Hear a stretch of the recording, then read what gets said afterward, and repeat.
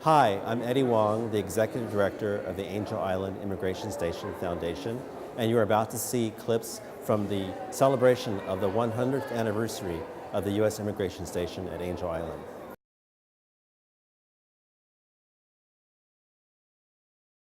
Well, first of all, let me say that it's an honor for me to participate in this centennial anniversary of the Asian Pacific Island immigration to the United States on Angel Island. I want to thank all of you who have worked so hard for the preservation of this essential monument to our history.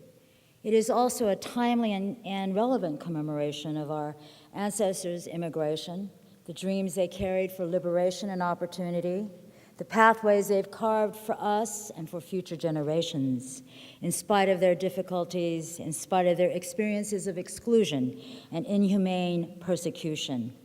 It is fitting today to honor them as we continue to address the difficult issues of immigration, of legalization and inclusion into this country, our country, that has been built by the indomitable will and the sweat and labor of immigrants.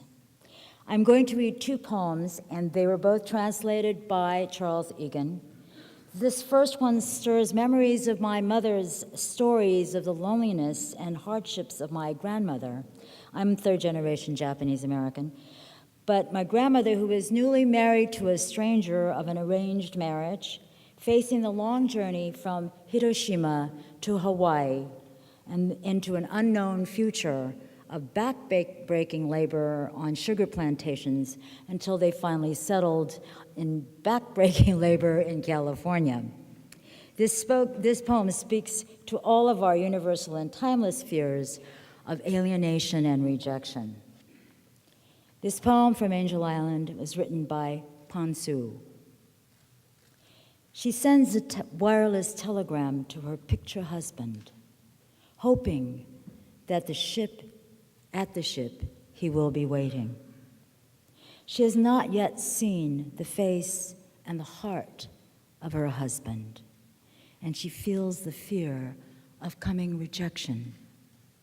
She yearns for her beloved husband in the picture, yet upon arrival, she sees only the heartless immigration official. And then this poem about a child in prison in the Angel Island Detention Center. And as I read it, I pondered why. A night at Angel Island. In a stone prison on Angel Island, a Japanese girl is crying, leaving muddy streaks on her pale face as she leans by a chill window. From the chill window, what can be seen? Pale, cold moonlight that keeps her from sleep. From the chill window, what can be heard? Dreamlike in the distance, white gulls faintly cry, the lingering sound of tears. A Japanese girl is crying, leaning by a chilled window, muddy streaks on her face in a stone prison on Angel Island. I would like to add my voice to congratulate the 100 United States citizens to be naturalized today. May you continue to fulfill the promise of equality and unalienable rights. Thank you. It's been my honor and privilege to work at Angel Island State Park for the last 9 years, helping tell the story of the people that have come through the immigration station there, as well as many other parts of the history of the park. And I hope to see you there in the near future. These are translations of excerpts from Russian Students in Jail, printed in Ruski Golos, October 19th, 1923.